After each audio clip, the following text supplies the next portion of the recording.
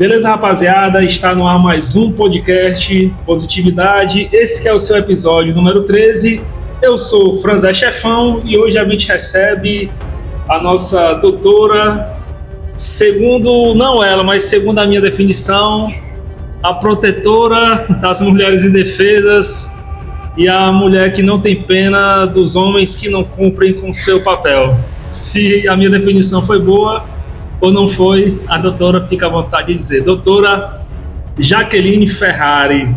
Não sei se foi por conta do nome, mas hoje ela veio de vermelho.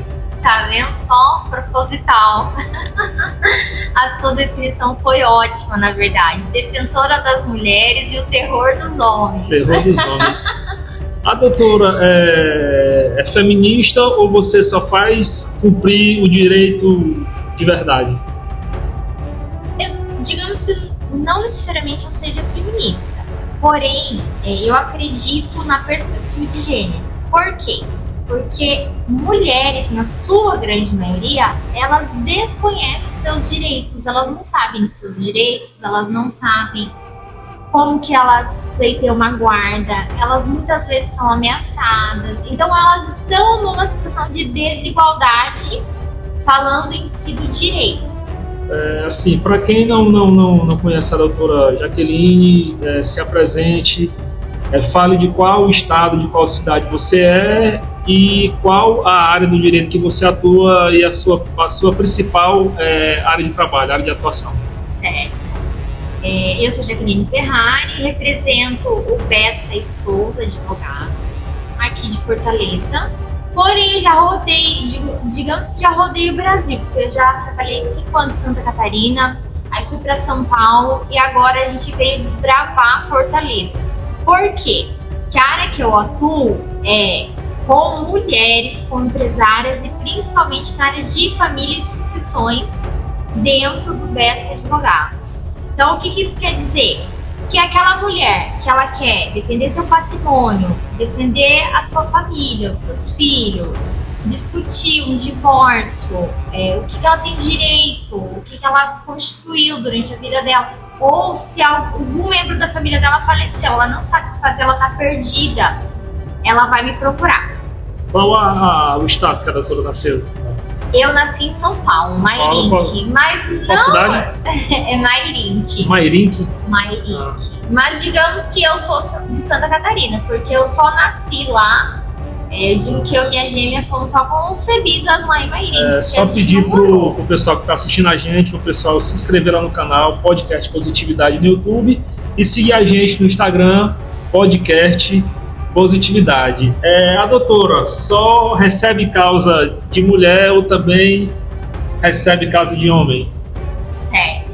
Eu digo o seguinte, tá? O escritório em si, o Bessa e Souza, trabalha para empresários, tanto na área de contabilidade, fiscal e advocacia que eu abri, e também atende homens empresários nessas áreas. Porém, o que chega para mim, em razão de eu ter escolhido essa perspectiva de atender mulheres em si, é na sua grande maioria mulheres. Já atendi homens? Sim, eu já atendi 2 casos na minha vida de homens. Quais eram eles? Quando esses homens cumpriram o seu dever.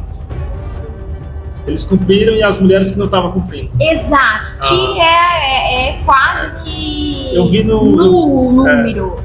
Eu vi no seu Instagram que a doutora faz um casal no início de relacionamento, namoro. Existe esse contrato? Um contrato de namoro? Um contrato de namoro. Sim, existe. E ele é muito recomendado, na verdade. Pense antes 2 vezes de você iniciar um relacionamento.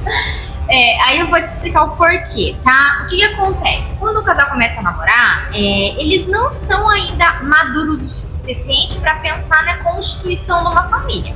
E muitas vezes, hoje em dia, um já tem filhos, ou já tem patrimônio, ou ainda vão construir algum patrimônio juntos. Se eles não estão numa fase que eles vão constituir essa família, eles devem fazer um contrato de namoro, porque aí eles estão deixando muito claro o que, com relação ao patrimônio, eles querem que aconteça, que eles querem que não tenha relação patrimonial. Ou, por exemplo, um contrato de namoro serve também, e essa é uma coisa que eu sempre falo, que o pessoal não sabe, colocar lá quantas vezes que o meu namorado ele vai sair pro futebol na semana, ele vai sair com os amigos tomar cervejinha. Se ele me trair, eu posso pedir uma indenização?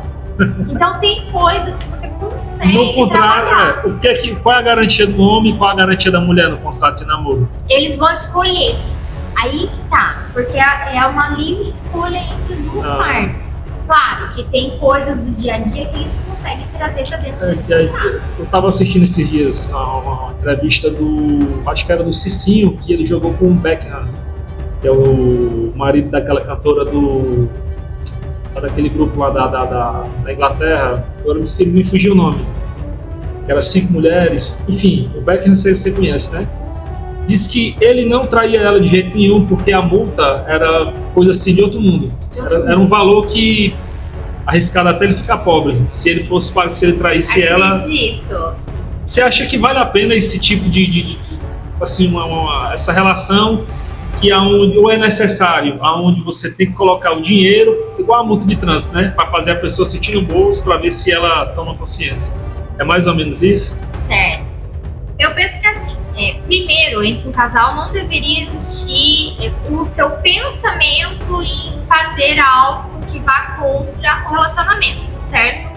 Porém, quando os dois estão em comum acordo, não vai acontecer. E quando um deles já não está mais, como que você faz? Porque aqui você está falando de casais que têm patrimônio muito grande, que tem consequências muito grandes se terminar um relacionamento, e que se não estabelecerem, não deixarem muito bem estabelecido num contrato, eles podem ficar anos no tribunal discutindo o direito sobre esse patrimônio. A doutora é casada? Mais ou menos. Casa de ferreiro, espeto de tal, né? Mas nós estamos para resolver isso. Mas o que foi que aconteceu? O contrato que tá pesando? Não, o meu esposo não quer fazer o contrato. Ele brinca comigo assim: eu acho que eu não vou casar com você, não. Tu vai fazer um contrato de 15 páginas. Eu não vou assinar um contrato de 15 páginas. Um ponto importante, né? A gente está falando em contrato. Mas o fato de não ter contrato, o fato, tipo, não sei se eu posso colocar a situação de vocês como exemplo. Vocês moram juntos, não são casados oficialmente, mas têm um filho. Isso impede que a justiça fique do seu lado ou do lado dele caso aconteça alguma coisa? Ou o papel é só uma formalização? O papel ele é uma formalização. O que vai alterar? A situação de fato. Se eu tenho um namoro e eu vou discutir na justiça e for comprovado que realmente era um namoro, não vai ter efeitos patrimoniais. Mas no exemplo que você colocou aqui, se eu constituir uma família e mesmo assim eu não formalizei esse relacionamento, a partir do momento que os dois queiram cada um seguir o seu caminho e realmente seja comprovado que existia um relacionamento duradouro, um relacionamento com fim de constituir família, um relacionamento público, aí sim está comprovado que tem previsão de você discutir questões de patrimônio, regime de bens e tudo mais. Então, o que vai alterar ou não essa situação é a situação de fato. O que muda nisso? Quando eu tenho um contrato, ou a pessoa vai lá, ela casa, ela realmente escolhe o regime de bens, tudo certinho, essa pessoa ela tem a segurança de já buscar o judiciário. Quando ela precisar, ela vai demonstrar lá por meio da certidão de nascimento dela, por meio desse contrato, que existia essa relação. Quando eu não tenho, quando eu estou nessa situação de fato, por exemplo, união estável. A grande maioria dos brasileiros tem união estável. Eles realmente pegam, juntam as escovas de dente, vai um morar na casa do outro e fica dessa forma, por anos-luz.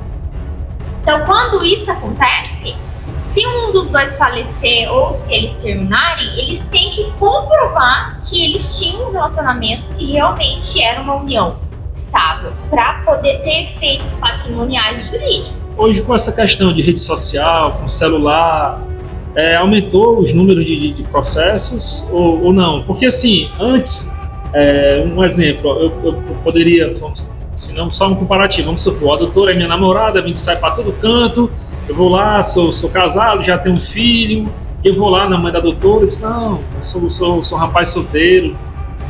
E assim, antigamente, né, você não existia foto para poder... Você não sabe dizer, eu moro lá na Calcaia, a sua mãe nunca iria na minha casa atrás de mim. Sim. Nem você também, E eu iria empurrando com a barriga. Hoje não, hoje tem rede social, tem telefone. Ô, meu amor, vamos bater uma foto? Ou vamos postar que a gente está no canto tal? Então hoje, assim, as provas se tornaram muito mais concretas do que antigamente. Sim, público. Tudo se tornou muito público. E o que não se tornou, existem sistemas para você fazer buscas muito atualizados. Como, por exemplo, o Sniper, que é o sistema da justiça, que quando você vai fazer a busca sobre uma pessoa, ele já entra em todos os bancos, já verifica cartão de crédito, já verifica contas, gastos, carro, tudo que você imaginar, a justiça consegue acessar por um botão. Quem tem acesso a essa informação? Um juiz, assessoria do juiz. E a advogada ela solicita? O advogado pode solicitar. Como funcionava antigamente? Essa é a quebra de sigilo, tá? Antigamente era assim, Doutora, já fez isso? Já fiz, com certeza, eu adoro fazer isso. Por quê? Para comprovar muitas vezes que a outra parte está mentindo. Doutora, tem uma. Vamos lá, doutora. Tem uma situação do amigo meu, não vou aqui falar o nome para não comprometer nem estar expondo a vida dele. Mas assim, ele passou pelo processo de separação, foi muito conturbado. E era sempre assim, a ex-esposa sempre querendo mais e mais, até que numa audiência do juiz, o juiz falou que a obrigação perante o filho era dos dois, não era só dele. Porque ela tratava como se tudo fosse ele que tivesse que dar. Ele que tivesse que bancar, que tivesse que tirar do bolso dele, A obrigação de pai era só dele, que a obrigação financeira de mãe ela não teria, porque ele como pai ele teria que cumprir a dele e cumprir a dela. E aí o juiz disse não, a obrigação é dos dois. Certo. Posso dizer a minha opinião? Pode. Como profissional e como mulher, tá? Eu penso o seguinte, tem muitos juízes, doutrinas, advogados que defendem que tem que ter uma proporcionalidade, que é de acordo com o que aquele pai ganha, com a necessidade daquela criança e com o que a mãe ganha. Aí é colocado numa balança e feito um cálculo. Eu não concordo com isso, tá? Por quê?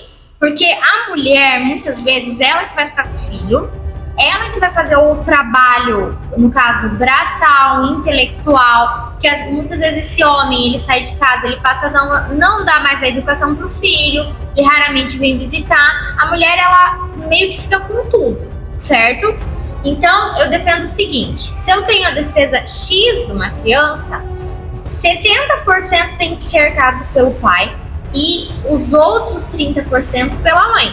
Porque a outra parte que eu tô falando aqui dessa porcentagem, ela já tá arcando, não financeiramente, mas com todo o trabalho dela, com todo o cuidado, com a educação, com levar na escola, com tá acordando de madrugada levando o filho pro hospital, com tudo isso. Porque, vamos lá, existem pais bons que estão o tempo todo presentes na vida do filho? Existem. Mas, na grande maioria, terminou o relacionamento, ele parte para um outro relacionamento, ele visita pouco esse filho e a mãe, ela fica com todo o encargo. Em alguns casos, quando o homem entra na justiça para conseguir pensão da ex-esposa, o que você acha disso? Você acha que em momento algum nenhum homem tem direito de pedir pensão da mulher? Olha, o homem... Pode ser que ele consiga alguma coisa se ele estiver desempregado, se eles estiverem numa situação, por exemplo, que eles iniciaram um casamento e ele abriu mão, ele era funcionário público federal, ele abriu mão para mudar de cidade com aquela mulher que ela era médica e que ele ficou sem emprego porque eles foram criar uma vida em outro lugar. Tem alguns casos que pode ser que ele consiga, mas na grande maioria ele não vai conseguir, tá? Eu não sou defensora que não pode, eu sou defensora de que tem que ter a necessidade.